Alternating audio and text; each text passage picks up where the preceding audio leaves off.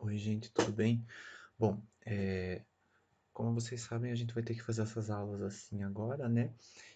Algumas aulas eu vou apresentar assim remotamente, utilizando a apresentação, outras aulas eu vou aparecer para vocês, depende da proposta da aula. Então hoje eu vou dar uma aula assim bem rápida, né? A gente tem que fazer esses vídeos não muito longos, porque senão ninguém aguenta ficar assistindo. Então vamos ver se dura mais ou menos uns 10, 15 minutos esse vídeo aqui, e depois a gente vai fazendo atividades nos fóruns ali para ir se comunicando, certo? Então essa aula aqui, na verdade, eu vou dar uma repetida para a gente trabalhar em cima disso, porque teve uma turma que teve, outra turma que não teve por causa do corona e tal, né? Que já foi cancelada as aulas, daí uma turma não foi, outra turma foi, enfim. Então eu vou dar de novo essa parte rapidamente e a gente vai trabalhar em cima disso, certo? Então a gente viu nas aulas passadas sobre conservação usando frio e calor, tá? E hoje a gente vai ver sobre esses outros métodos aqui. Então um dos jeitos da gente controlar o crescimento de micro-organismos e as reações que deterioram os alimentos é controlando a atividade de água, certo? Diminuindo a água que tem dentro. Tem duas formas, né? Ou eu coloco um soluto que se liga com a água livre, ou eu tiro a água do alimento, secando esse alimento e assim deixando essa água evaporar ou sublimar para que ela seja retirada do alimento e assim o alimento dure mais tempo. Então tem essas duas formas. Colocando um soluto que se ligue com a água ou tirando a água desse alimento, certo? Os solutos, né, para a gente conservar por um soluto, que é um sal ou açúcar ou qualquer coisa que se dissolva numa água chamado soluto, eles devem ser primeiro solúveis em água. Lógico, né? A gente quer que ele se ligue à água, então ele tem que ser solúvel em água. E outra característica, né, outro detalhe bem importante é que eles têm que ser seguros para o consumo, então não podem fazer mal para a gente. O uso que a gente mais utiliza é a sacarose, o açúcar, e o cloreto de sódio, que é o sal de cozinha. Certo? Então esses dois aqui vão se ligar com a água, são seguros para o consumo e como consequência vão conservar o meu alimento. Então a gente pode adicionar, né, o soluto por meio de solução concentrada. Posso fazer o que a gente chama de salmoura e colocar no meu produto, ou aplicar ele a seco, fazendo um gradiente de concentração, onde a água, né, migra para a superfície e forma uma solução saturada na superfície que penetra dentro do alimento e assim vai se ligar com a água que está lá dentro. Então tem esses dois jeitos, ou eu aplico uma solução concentrada, ou aplico a seco na superfície do produto, e aí o produto vai absorver a água que se formar, né, a solução saturada que se formar na superfície dele. Porque quando eu coloco sal na superfície, a água vai migrar para esse sal para tentar diluir esse sal por osmose. É um procedimento natural que acontece. Então a água sai de dentro do alimento para tentar diluir esse sal ou esse açúcar e forma uma solução saturada que vai entrar de novo dentro do alimento e fazer o que a gente chama de gradiente de concentração. Então, essa solução que está por cima vai fazer com que os sais se difundam para o centro do alimento naturalmente, né? Então, o que ocasiona isso é que a água tem que estar em equilíbrio, né? Essa solução não pode ficar saturada em nenhum lugar do alimento. Naturalmente tem que entrar em equilíbrio para tentar dissolver esse sal e esse açúcar que estão na superfície, a água sai e daí acontece o que a gente chama de desidratação osmótica, onde a água sai de dentro da célula para dissolver o meu soluto que está ali e o nome disso é desidratação osmótica, porque funciona como uma osmose, certo?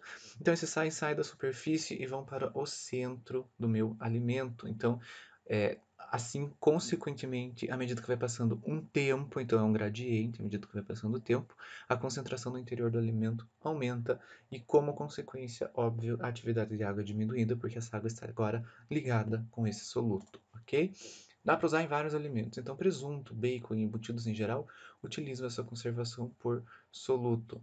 Um dos métodos, a gente tem dois métodos, o método de Wilshire e o método de injeção de salmoura. O Wilshire é esfregaço, a gente esfrega sal na superfície, só que demora bastante tempo para chegar no centro, porque como eu falei, da superfície tem que dissolver esse sal para que ele entre lá dentro do alimento e consiga chegar lá no centro. A injeção de salmoura é mais fácil, a gente usa uma agulha, né, e injeta a salmoura dentro do produto, né?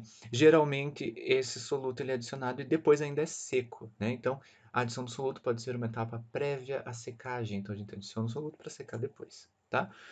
A secagem é o próximo método da gente retirar a água, é uma remoção física da água.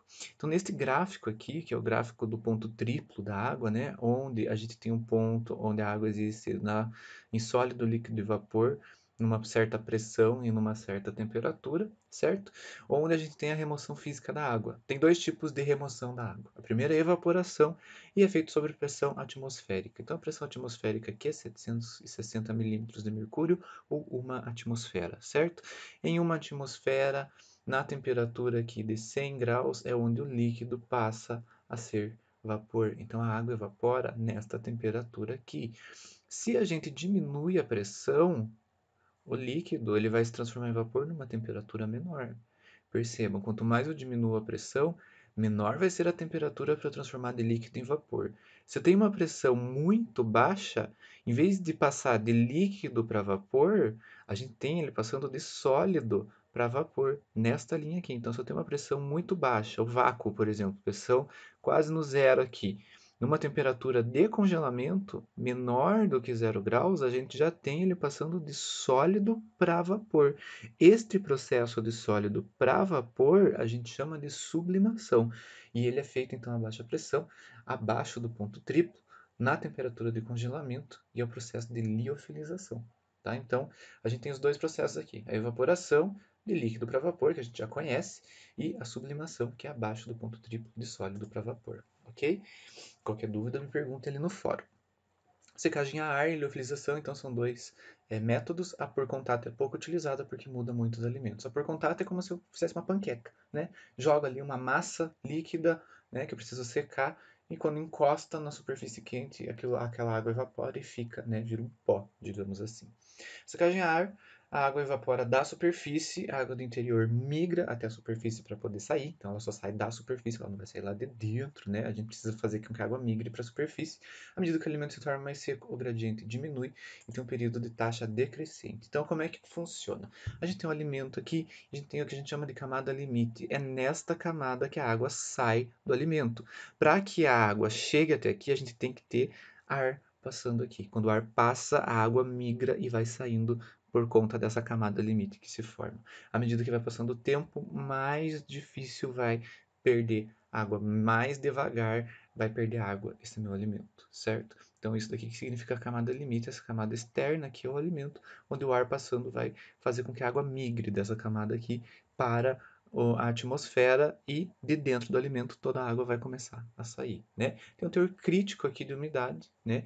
Que não tem água em excesso na superfície, mas depois disso já começa a cair a taxa d'água. Então a gente tem, no começo demora mais para evaporar a água, depois ela evapora rápido até que chega uma hora que vai ficando cada vez mais demorado para a gente perder essa água. Secagem ao sol e defumação são outros dois tipos de secagem a ar, né? Geralmente a gente aplica um soluto primeiro e depois faz a secagem ou ao sol, como a carne de sol ou carne seca, e a defumação, no caso de linguiças e queijos, né?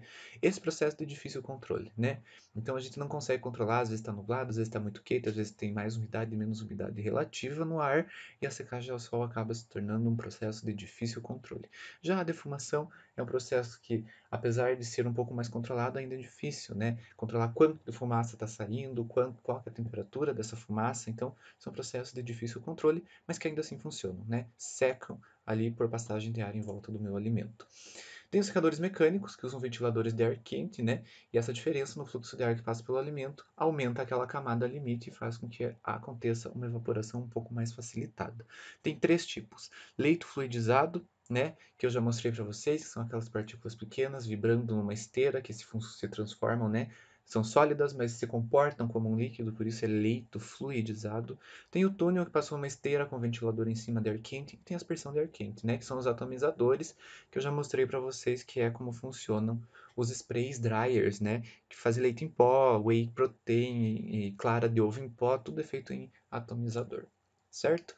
Liofilização é o processo de sublimação, então a gente congela a água e sublima abaixo do ponto triplo, 640 pascal e 0,01 graus Celsius. Então a temperatura está congelada numa pressão muito baixa, né, que deixa esse processo com um custo muito elevado. Então a água evapora do interior, ela não faz a camada limite, porque a gente não tem um vento passando por ali, e deixa uma estrutura porosa no alimento. Então, para esse alimento reabsorver a água é muito fácil, por isso ele tem que ser condicionado, né, numa embalagem adequada.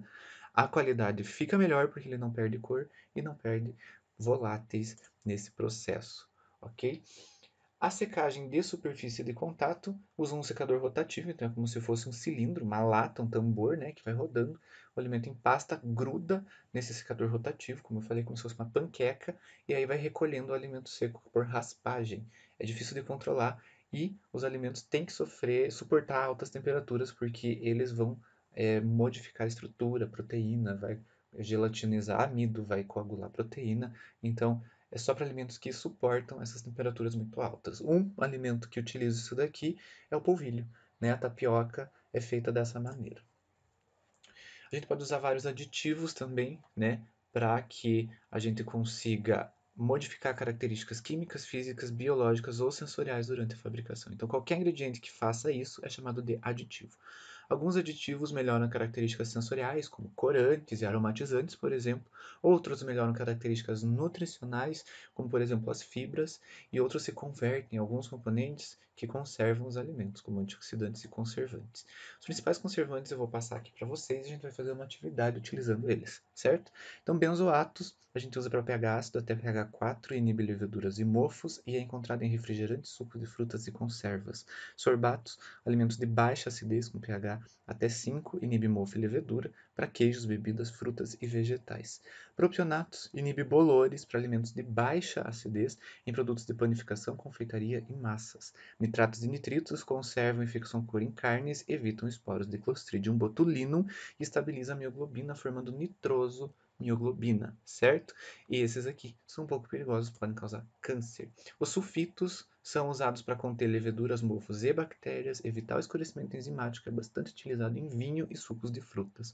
BHA e BHT, hidroxibutil anisol e hidroxibutil tolueno, são antioxidantes de óleos e gorduras. Então, todo óleo, toda gordura tem BHA e BHT.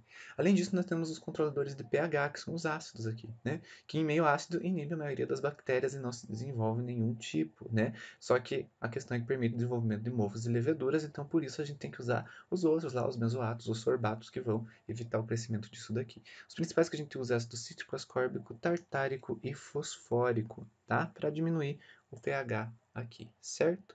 Com base nisso, na próxima aula nós vamos ver um pouco dessas novas tecnologias e hoje eu vou propor uma atividade lá no fórum para que vocês façam, como está todo mundo em casa, fica fácil da gente fazer atividades, de usar a internet para fazer essas atividades e usar o que a gente tem em casa para fazer isso. Então vão lá no fórum depois de assistir essa aula que eu vou passar as instruções para vocês lá. Muito obrigado pela participação e até a próxima.